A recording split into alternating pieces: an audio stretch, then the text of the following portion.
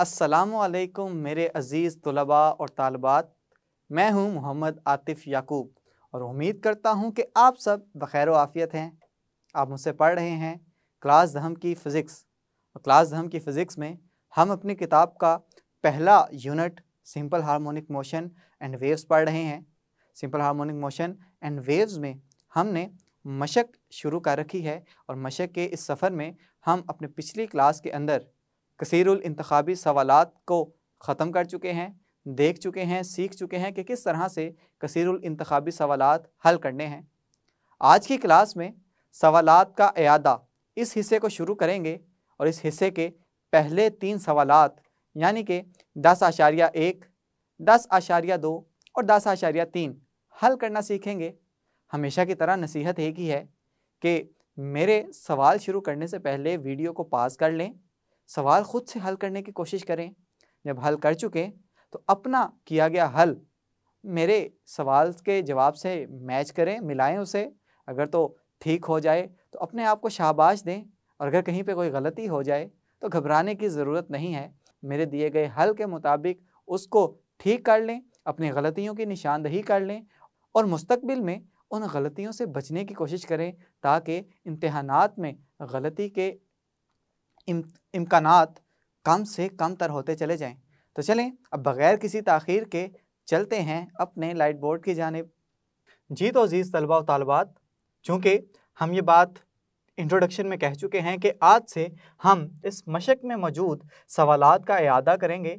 सवालात का इयादा मतलब रिव्यू क्वेश्चंस हैं कि जो आपने जो यूनिट पढ़ा है उस यूनिट में जितने कॉन्सेप्ट्स अप्लाई किए गए हैं वो कॉन्सेप्ट्स आप यहाँ पे सारे के सारे अप्लाई करेंगे और उन कॉन्सेप्ट्स को इस्तेमाल करते हुए इन सवालात का जवाब देंगे।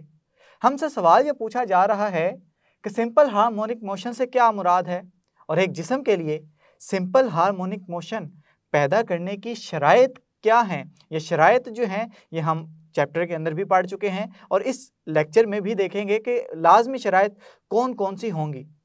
अब ये जो सवाल है मुख्तसर सवाल की कैटेगरी में आएगा और मुख्तसर सवालात जो बोर्ड के एग्ज़ाम में पूछे जाते हैं ये 2 नंबर के होते हैं।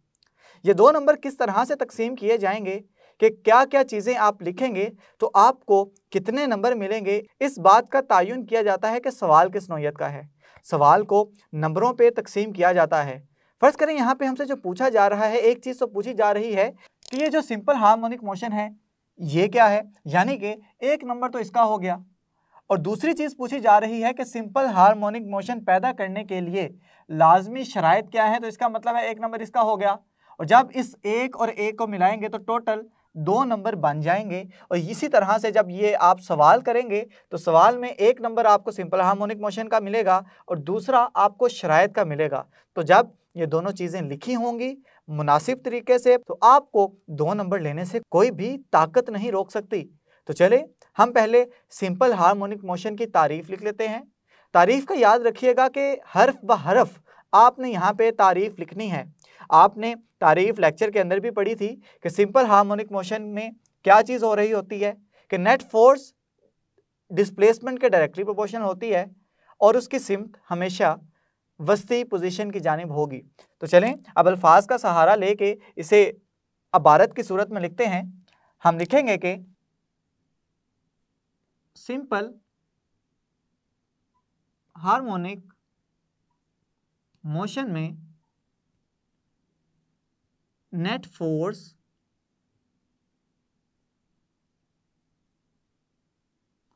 वस्ती पोजीशन से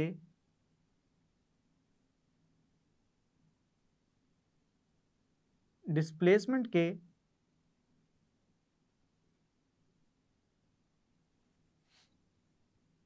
डायरेक्टली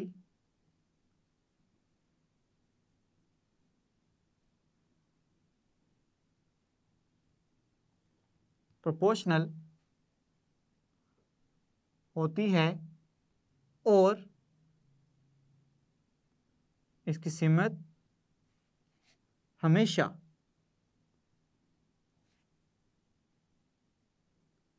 वस्ती पोजीशन की जानिब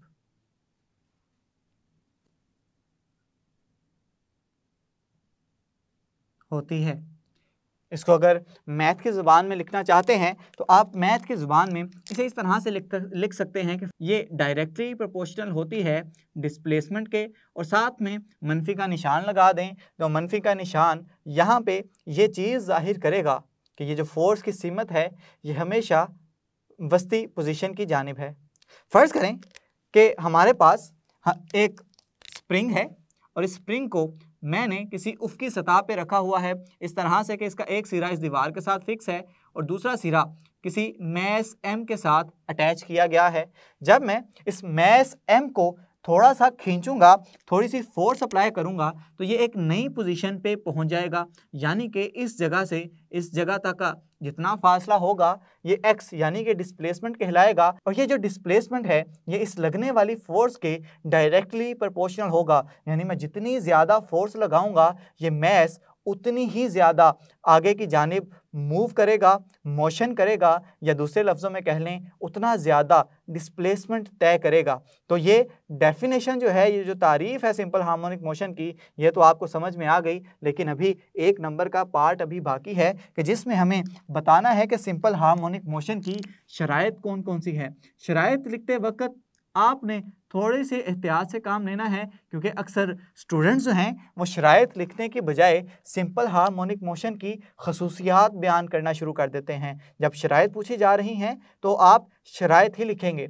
शराइत के लिए मैं आपको एग्जाम्पल दे देता हूँ सादा पेंडुलम की। सादा पेंडुलम में फ़र्ज़ करें कि मेरे पास एक पेंडुलम फिक्स पोर्ट के साथ इस तरह से अटैच किया गया है कि ये कोई धागा है जिसकी लंबाई L है और इस जगह पे कोई मैस M का मैंने बोब या गोली जो है मैंने बांध दी है। अब जैसे ही मैं इसे वस्ती पोजीशन से डिस्प्लेस करके इसको किसी इंतहाई पोजीशन A पे ले जाऊंगा, ए पे ले जाने पे क्या ये अपनी जगह पे रुका रहेगा?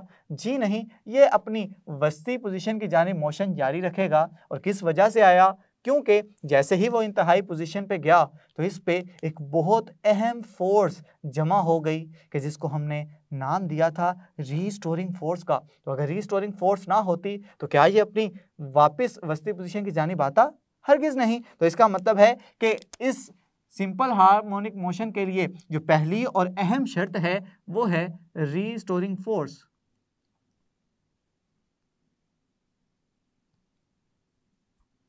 अब दूसरी शर्त क्या है?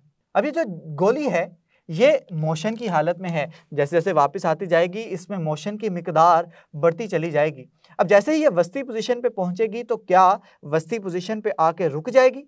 जवाब है हरगिज़ नहीं, क्योंकि हमने न्यूटन का कानून पढ़ा है कि जिसमें वो कहता है कि एक जिस्म रेस्ट की हालत में है तो वो रेस्ट की हालत में रहना पसंद करता है, और एक जिस्म जो मोशन की हालत में है वो मोशन में रहना पसंद करता है जब तक कि उस पर कोई बैरूनी फोर्स ना लगाई जाए। तो ये जो जिस्म है मोशन की हालत में ये अपनी मोशन जारी रखेगा दूसरी इंतहाई पोजीशन की जानिब, और इंतहाई पोजीशन तक जाते जाते ये किस प्रॉपर्टी की वजह से, किस खासियत की वजह से इधर नहीं रुका, इसको हम नाम देते हैं इनर्शिया का। कि इनर्शिया अपने जिस्म में आने वाली तब्दीली के ख़िलाफ़ मुज़ाहमत करती है। तो इसका मतलब है कि अगर वो मोशन में था तो मोशन में रहेगा, तो हम यहाँ पे दूसरी कंडीशन, दूसरी शर्त लिख देंगे इनर्शिया। अब यहाँ पे हमें जो मतलूब थी दोनों चीज़ें वो हमने बड़ी डिटेल के साथ सिंपल हार्मोनिक मोशन की तारीफ़ भी लिख दी, उसका फार्मूला भी लिख दिया, उसकी एक आधी मिसाल भी लिख दी, और साथ ही साथ हमने सिंपल हार्मोनिक मोशन की शराइत भी लिख दी। तो जब ये सारा काम कर लेंगे तो इंशाल्लाह आपके पूरे नंबर आ जाएंगे। अगर ये बात आपको समझ में आ गई है तो चलें बढ़ते हैं आज के दूसरे सवाल की जानिब। जी तो हम पहुंच चुके हैं अपने आज के लेक्चर के, और हमारी किताब का भी ये दूसरा जायज़ा सवाल है, यानी कि सवालात का जो आयादा कर रहे हैं उसमें से ये दूसरा सवाल है। पूछा ये जा रहा है कि रोज़मर्रा ज़िंदगी से कुछ ऐसी मिसालें बताएं कि जो सिंपल हार्मोनिक मोशन की खसूसियात रखती हों। यानी कि हमें यहाँ पे पहले तो ये पता होना चाहिए कि ये सिंपल हार्मोनिक मोशन की खसूसियात क्या हैं। आप चैप्टर के अंदर पढ़ चुके हैं कि सिंपल हार्मोनिक मोशन की पहली खसूसियत ये होती है कि वो एक ख़ास पोजीशन के इर्द गिर्द वाइब्रेट करती है। नंबर 2 कि उसका एक्सेलरेशन उसके डिस्प्लेसमेंट के डायरेक्टली प्रोपोर्शनल होता है। नंबर 3 कि एक्सेलरेशन की सिमत उसके वस्ती पोजीशन की जानिब होती है। नंबर 4 कि वस्ती पोजीशन पे वेलोसिटी ज़्यादा से ज़्यादा और एक्सेलरेशन कम से कम, और नंबर 5 के इंतहाई पोजीशन पे वेलोसिटी कम से कम और एक्सेलरेशन ज़्यादा से ज़्यादा। अगर ये 5 खसूसियात आपको रिवाइज हो गई हैं तो चलें जो चीज़ हमसे पूछी गई है हम सिर्फ उसी का जवाब बोर्ड पे लिखेंगे। बोर्ड पे हम कहेंगे कि रोज़मर्रा ज़िंदगी से मिसालें, ये हेडिंग दे लेंगे,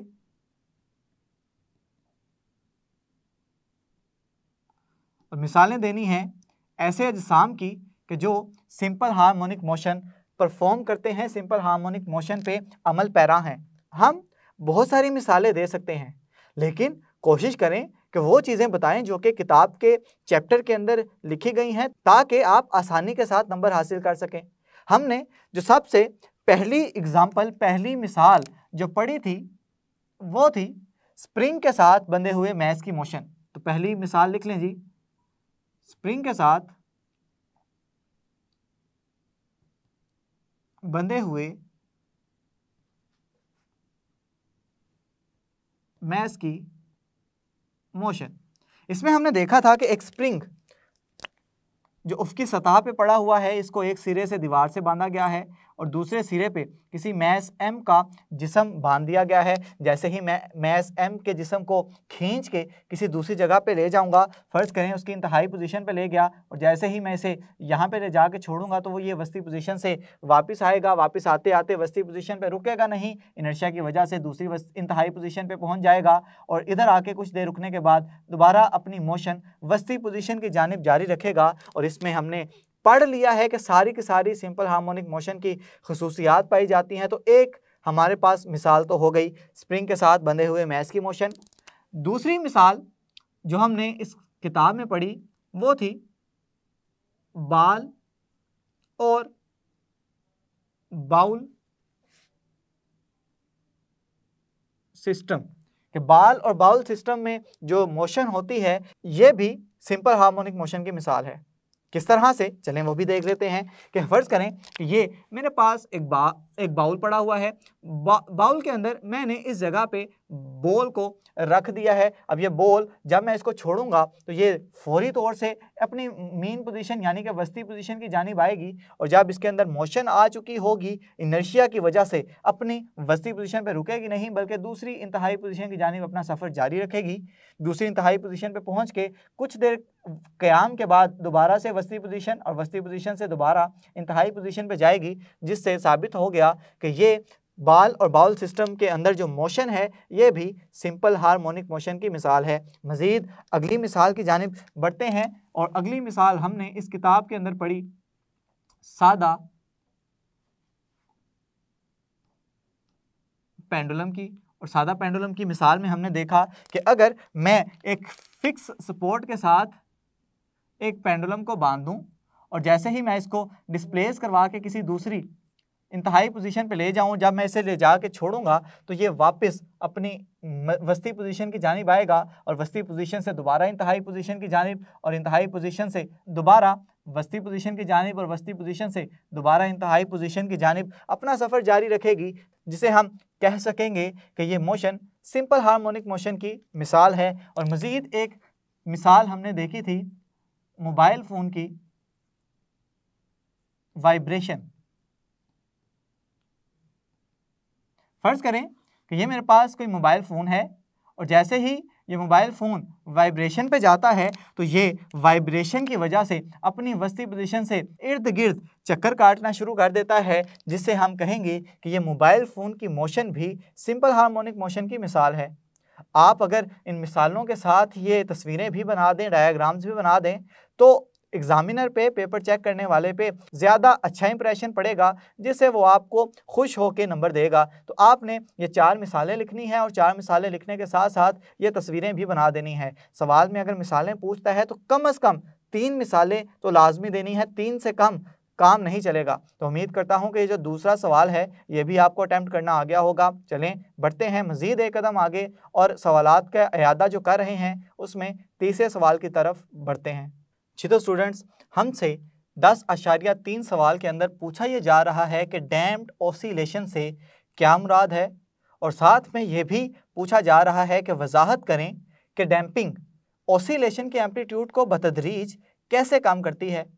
इस सवाल में भी हमसे दो सवाल पूछे जा रहे हैं। एक तो हमसे पूछा जा रहा है कि डैम्प्ड ऑसिलेशन से मुराद क्या है, यानी डैम्प्ड ऑसिलेशन की तारीफ करनी है, यानी 1 नंबर इस चीज़ का बन जाएगा।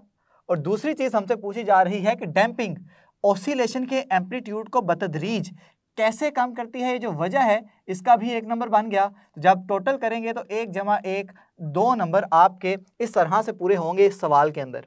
तो सबसे पहले जो चीज़ हमें बतानी है वो डैम्प्ड ऑसिलेशन की तारीफ है। तो डैम्प्ड ऑसिलेशन की तारीफ के लिए आपको डैम्प्ड ऑसिलेशन की हेडिंग देनी पड़ेगी। डैम्प्ड ऑसिलेशंस की जब हेडिंग दे लेंगे तो तारीफ की जानिब बढ़ेंगे। और आप जानते हैं कि डैम्प्ड ऑसिलेशन की तारीफ हमने कुछ इस तरह से की थी कि किसी मुज़ाहमती फोर्स की मौजूदगी में होने वाली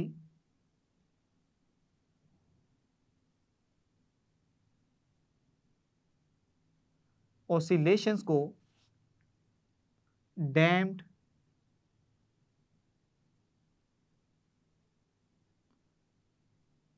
ऑसिलेशंस कहते हैं। ये नहीं जी, हमारे इस सवाल में मौजूद 1 नंबर तो पक्का हो गया कि किस तरह से हम इस सवाल का 1 नंबर हासिल कर सकते हैं, लेकिन अभी दूसरा नंबर भी तो हासिल करना है। दूसरे में हमसे पूछा जा रहा है कि वजह बताएं कि किस वजह से ये डैम्पिंग ऑसिलेशन के एम्पलीट्यूड को कम करती है। तो उसके लिए आप हेडिंग देंगे जी वजह की, कि क्या वजह बनती है, क्या रीज़न है जिसके पीछे से एम्पलीट्यूड मुसलसल बतदरीज कम होता चला जाता है। तो आप जानते हैं कि हम जब भी कोई ऑसिलेशन परफॉर्म करवाते हैं तो उसके इर्द गिर्द कोई रोकने वाली फोर्स होती है, कोई मुज़ाहमती फोर्स होती है। मिसाल के तौर पे हवा की फोर्स हो सकती है, हवा में कुछ ऐसे पार्टिकल्स हो सकते हैं जिसकी वजह से जो मोशन हो रही है, वाइब्रेटरी मोशन, वो पहले ज़्यादा थी, फिर कुछ अरसे बाद कम हो गई, फिर उससे कम, फिर कम होते होते वो ज़ीरो हो जाएगी। तो इसको अगर आपने अल्फाज की सूरत में लिखना है तो वो किस तरह से लिखेंगे, चलें ये भी देख लेते हैं। हम कहेंगे अमली तौर पे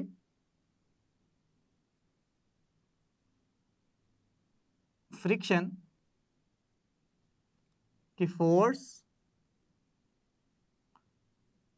अजसाम की मोशन को आहिस्ता कर देती है, जिसकी वजह से वो लामहदूद वक़्त तक अपनी मोशन को जारी नहीं रख सकते। और ऐसा होता क्यों है, चलें वो भी देख लेते हैं। हम कहेंगे कि वक्त के साथ फ्रिक्शन अजसाम की मैकेनिकल एनर्जी को कम कर देती है और इस वजह से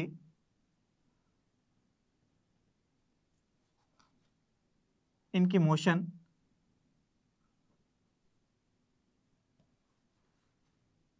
डैम्प्ड मोशन कहलाती है। और ये डैम्पिंग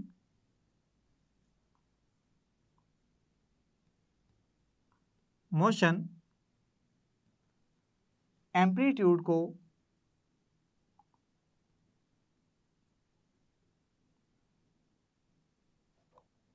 बतदरीज कम करने की वजह बनती है। ये सारी चीज़ें तो आपने लिख ली और 2 नंबर का सवाल जो आपसे पूछा गया था वो सारी चीज़ें भी आपने बयान कर दी हैं। लेकिन यहाँ पे अगर कुछ एक्स्ट्रा चीज़ें बता दी जाएं तो बहुत ही ज़्यादा बेहतरीन हो जाएगा। हमने एक ग्राफ पढ़ा था इसका, और ग्राफ में हमने देखा था कि फ़र्ज़ करें कि ये हमारे पास कोई वस्ती पोजीशन है, वस्ती पोजीशन से मैक्सिमम डिस्टेंस जो है वो डिस्प्लेसमेंट कहलाता है। तो फ़र्ज़ करें कि अगर पहले डिस्प्लेसमेंट इतना ज़्यादा था, एम्पलीट्यूड इतना ज़्यादा था, और जैसे जैसे वक्त गुजरता चला गया ये एम्पलीट्यूड कम होता चला गया और होते होते ज़ीरो की जानिब बढ़ गया, तो हम कहेंगे ये देखें जी एम्पलीट्यूड मुसलसल कम हो रहा है, जिसका मतलब है कि ये जो ग्राफ है ये डैम्पिंग ऑसिलेशन का ग्राफ है। तो अगर ग्राफ भी बना दिया जाएगा तो ये सवाल बेहतरीन हो जाएगा, सवाल को चार चांद लग जाएंगे। और साथ ही साथ अगर एक मिसाल भी दे दी जाए तो मज़ीद सोने पे सुहागा हो जाएगा। मिसाल में हम कहेंगे कि हमारे पास जो हमने टॉपिक के अंदर पढ़ा था शॉक अब्जॉर्बर्स इसी असूल पे काम करते हैं कि उनके अंदर डैम्पिंग का अमल वकूफ़ पज़ीर हो रहा होता है। तो उम्मीद करता हूँ कि जो सवाल 10.3 है ये भी आपको अच्छे से समझ में आ गया होगा। जी तो मेरे अजीज़ तलबा व तालिबात, अब आप सीख चुके हैं कि जायज़ा सवालात यानी सवालात का इयादा जो हम कर रहे हैं उसके पहले 3 सवालात आपने किस तरह से हल करने हैं। देखा मैंने, कोई मुश्किल सवाल भी अगर आ गया है तो मैंने उसको पार्ट्स में डिवाइड करके छोटे छोटे हिस्से बना के उसको जब आप हल करने की तरफ जाएंगे तो आपके लिए तमाम चीज़ें आसान होती चली जाएंगी। आज के लेक्चर में पहले 3 देख लिए, आइंदा आने वाले लेक्चर में अगले सवालात को देखेंगे। तब तक के लिए अपना बहुत सा ख्याल रखें, अपने से ज़्यादा दूसरों का। खुश रहें, खुशियाँ बांटें। अल्लाह हाफिज़।